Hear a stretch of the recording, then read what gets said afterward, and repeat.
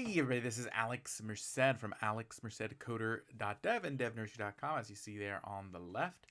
Now, what I want to talk about today is Express. So basically, instead of just doing a full-winded, hey, intro to Express video, I just want to walk through the setup of an Express project. So here I have my VS Code open to a blank folder, and I'm going to create myself a new terminal so that way I can begin creating all my assets. Now, the first thing I want to do is create the file that I'm planning to create my server in. So I'm going to touch server.js, and while I'm at it, I might as well also touch a .gitignore file, so that way I can ignore anything I want GitHub to ignore, and also a .env file to store any environmental variables that I want to keep secret and not in my code. Okay, so now that I set that up, first thing I want is to make sure I ignore the right things. So the two things I generally wanted to ignore are going to be the node modules folder that's going to get created when I start installing different libraries. You generally don't want to push those up to GitHub, so gitignores will prevent that from happening. And then the .env file. Okay, the whole point of the .env file is that you don't share it, it's secret. So you don't want to push it up to GitHub because you don't want to expose all that secret credentials and secret information in there. It's the place where you stash your secret stuff.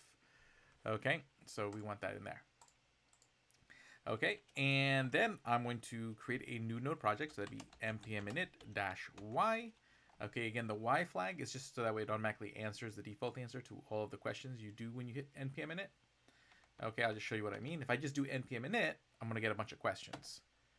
Okay, so you see it's starting to ask me all these questions, and I can just accept the parentheses is showing me the default answers. So if I had just put on that y flag, it would just basically choose these default answers. So I'm just hitting enter through all of these. I'm not going to do anything different with any of them. Okay, and it tells me if this is okay. I hit yes. And what this does, it creates the package.json file. This file needs to be created before you install libraries, because if it's not there it's not going to create it when you install a library. So you have to make sure it's created ahead of time. So that way it can actually update the package.json. Okay, so now that I've done that, we have our package.json. Next thing I'm going to want to do is install my libraries. Particularly, I'm going to want to install Express. Now, if you have an older version of Node, so pretty much only the most recent versions of Node have built-in .env support, so that way you don't have to download a separate library. So for most older versions of Node, you're going to want to install the .env library. That's going to allow you to use these .env files. Okay, so I'm going to hit npm install. That's going to install that stuff. You should see your package.json update. So I can see that, hey, .env is installed, Express is installed. Wonderful. Now, generally, what's going to happen is that when I am developing, like when I'm writing my code and testing it locally, I'm going to want a watcher, which means it's going to watch my code and then rerun the code every time I make updates. So that way the updates are reflected. But in production, when I'm running my application for the public, I don't want a watcher because that's just eating up computer memory that I don't want to be eating up because I'm not making changes live in production. So generally what we do is we'll create two scripts. Okay, a script is just basically a name for a command you're going to run all the time. So that way you don't have to write out the whole command. Okay, so I can usually do a start script. That's your production script. Okay, and that'll typically just be like node server.js. Okay, and again, supposedly if you're using the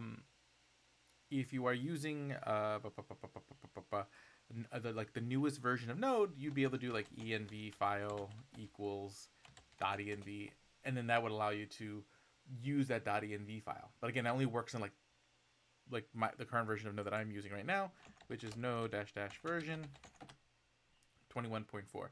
I think you might be able to use it in 20, but I would say 21.4 for sure. Okay, because it's literally pretty recent addition. Okay, otherwise, we wouldn't add that flag. It would just be node server.js. Okay.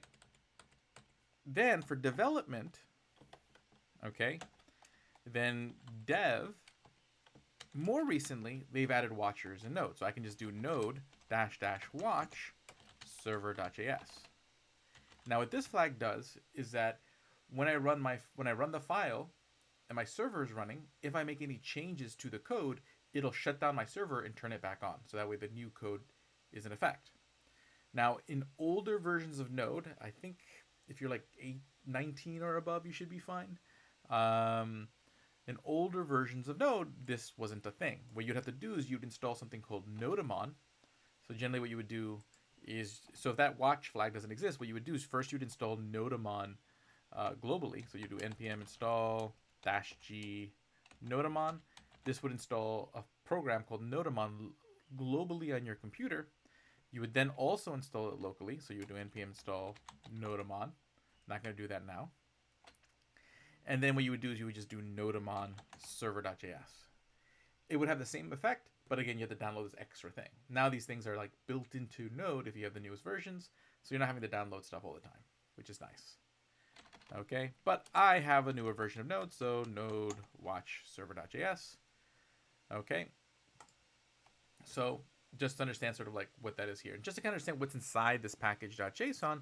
Again, this is just the generic name of your project. Most of this stuff only matters if you plan on publishing this project as a library for other people to use. Otherwise, most of this stuff isn't really going to matter. Okay, like particularly all this stuff. The things that do matter are the main. Okay, because oftentimes if I were to just like run certain commands, if I don't tell it what file to run, it's going to use this main property to kind of determine what is the main file to run. Okay, so that's important. Okay. The dependencies. So like right now I have all my dependencies in this node modules folder, which I could delete. If I wanted to reinstall it, I could type out that whole command again, npm install .env express, or I can type in npm install. And that's going to automatically install anything I have listed under dependencies. So making sure that that's sort of, especially when you're sharing code, especially when you're sharing code, you want to make sure that that reflects what you're using. So that way, if somebody clones your repo and they run npm install, they're going to have the exact same libraries that you do. Okay, this package lock file, not a file you ever really need to touch. What this is doing is that Express and .env might have their own dependencies. Some of those dependencies might be shared, so they might both use the same underlying library. So you don't want to have to download that library twice. So the package lock is tracking all that. Like, okay, hey, these are the dependencies of this library. And, well, okay, this has these dependencies, these match, so don't download them a second time, just download them the first time. It tracks that whole sort of dependency tree. So that way, for future reinstalls, it's going to reinstall it much faster. Okay, is this something you ever have to worry about? No. Now, oftentimes, if you ever have any troubles like installing dependencies because you borrowed a repo from somebody else, one troubleshooting mechanism is to delete the package lock and then do the npm install. But otherwise, generally should not touch this. Okay, cool. So that's just the basic setup. So now we can start working on our server.js. So let's just make sure that our scripts work. So I'm just going to put a console.log hello, just to make sure that this works. So first I'll try out my production script. So that'd be npm run. So npm run allows us to run one of the scripts that are listed in our package.json. So I want to run the start script. So I'm going to say npm run start. And it's going to run that node. So right there, it tells you exactly what it's doing. It's going to run this node server.js command. And then there's the output, the console log. Okay, so that worked. Now let me try npm run dev. Okay, and now you'll notice, like, now I got this extra text saying there's a watcher running. Now watch what happens. If I change this to hello, goodbye, it automatically runs the file again. Okay, because the watcher, long as the watcher is running, it's going to keep an eye out for changes in my code and then rerun the command that kickstarted this whole process. Okay, so then I can just kill it anytime by hitting Control-C. So anytime you have a server running or you have a watcher running, you can always type in Control-C into the terminal. So that's Control-C at the same time, and that'll kill the process. Okay, cool. Okay, so we know our script commands work. We got all our files over here set up. We're in wonderful shape. Okay, so now just the basic constructs. So generally, by default, this is going to be written in CommonJS. Okay, so I'm going to do the CommonJS version first, which will look like this. It'll be like const express equals require, and this require function essentially allows us to import things. So express, okay, And then again, I'm also going to want to bring in .env const, but yeah, I'll say const.env equals require .env. Okay, so I brought in my libraries. And then what I'm going to want to do is bring in my n variables. So what I would do is just use this .env.config function. And what that's going to do is going to read my .env file and load those up. And all those variables will be available to me in an object called process.env. So basically, this is going to be this variable process.env that I can use, and that will have my variables in it. Won't get into too deep into that here. Okay. Then I'm going to create my Express application. So essentially, everything your application does is essentially registered with this object. So it'd be const app. Again, the variable names are all variable, but these are generally like the standards because they represent what you're actually doing. I'm creating an application. So I would run this express function. This express function returns the application object. And then I can register middleware. And again, middleware can be done by app.use, and then I pass in my middleware. So there's built-in middleware to Express, like express.static.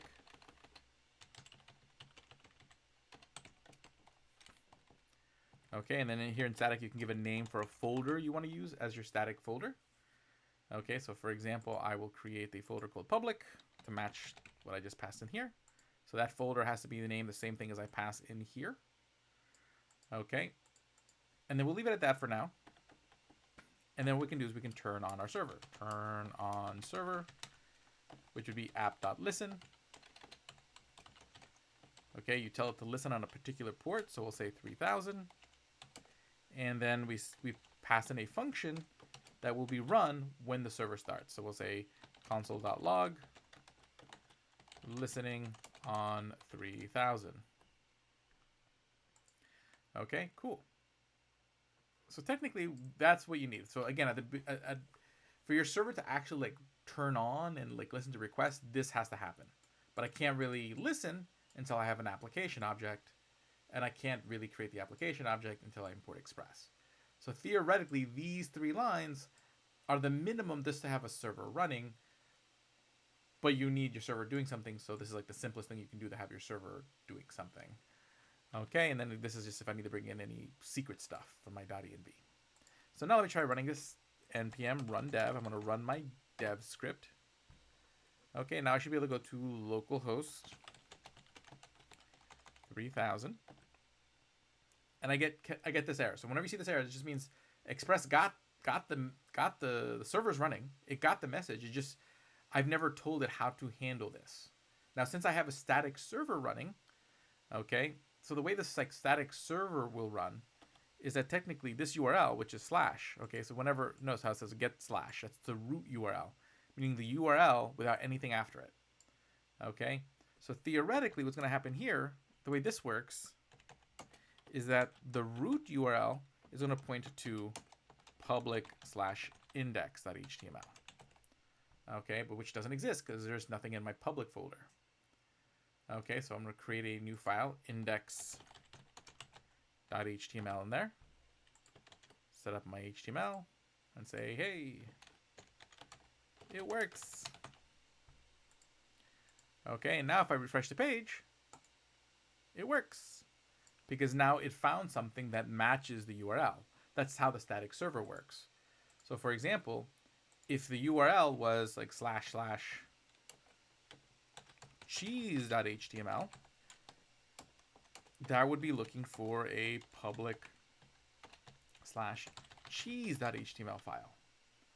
Now, if the URL was /cheese, okay, then it would be looking for a folder. So in the public folder, it would look for a folder called cheese, which would have an index.html inside of it.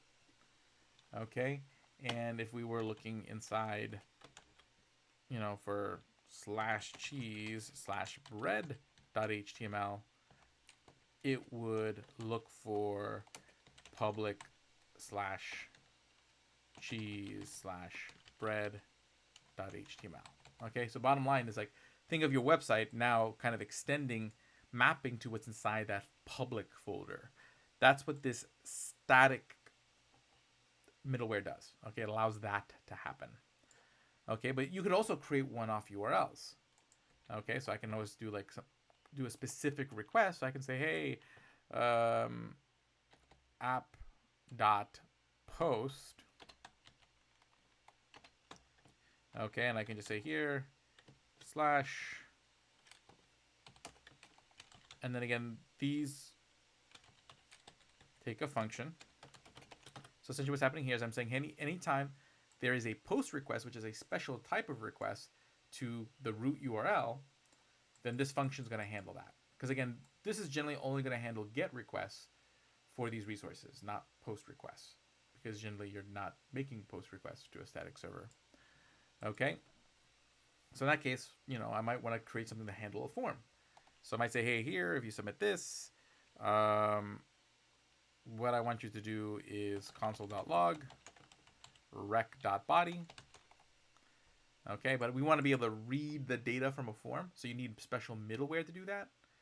So we're going to add another piece of middleware here, app.use. And again, how do I know about these different pieces of middleware? From reading the Express documentation and from writing applications and just studying. Okay, so that's generally how you learn these things. Go read the docs. But it's express.url encoded. And it's going to be extended true. Okay. Rec.body. And then here I'm going to do a res. So this res object, so these two objects here represent the request, the data coming in, and res, the data going out. So we're going to assume that we're going to submit a form. And that's going to have some data in it. So that's the body. So we're going to console log that. But then we're going to respond with res.redirect. We're going to send them right back to the main page. Okay, so we're going to send them right back to the main page right after they're done submitting the form. Okay, so again, I can make one-off routes. I can also handle a lot of different requests using that static router. So it makes life a little bit easier. I can now create a form whose action will be to that URL slash, and it'll make a post request.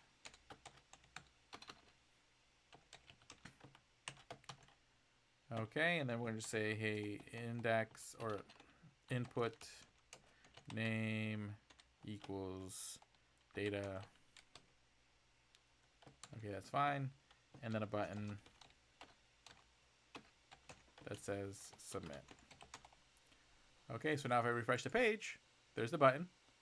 Okay, and again, we made it where it's going to console log the request body over here, so keep an eye on it over here.